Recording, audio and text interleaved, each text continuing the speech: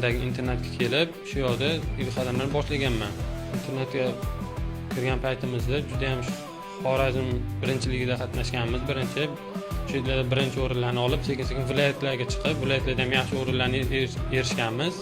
Qoratimiz oshirgan joy Yangibozor tumanidagi internatimizga kelib, Jamshid o'rtog'im bilan yosh bolachalarga ular bilan futbol o'ynaymiz. Ularga nimamiz bo'lsa, shularga o'rgatamiz.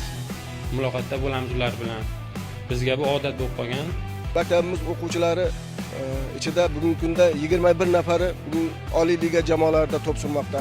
Eng ko'zga ko'ringan o'yinchilarimiz Jamshid Iskandarovning, Jaloliddin Mashariplarning ishtirok qilinishi va butun muxlislarning olqishiga sazovor bo'lishi bizni ham xursand qildi albatta. Yangibozor futbol internatida trenerlarni, o'qituvchilarimdan kerakli futbol sirlarini o'rgandim. Yangibozor tuman o'qiganimda shu respublika chempionatlarida bir nechta viloyatlarga borib qatnashib, yaxshi o'rinlarni olib keldik. Shu har doim men Xorazmga kelganimda ta'tilga birinchi bo'lib shu o'zim Yangibozor futbol internatiga kelaman. Shu yerda trenerlarim bilan, yosh futbolchilar bilan futbol o'ynab bir mazza qilib ketaman.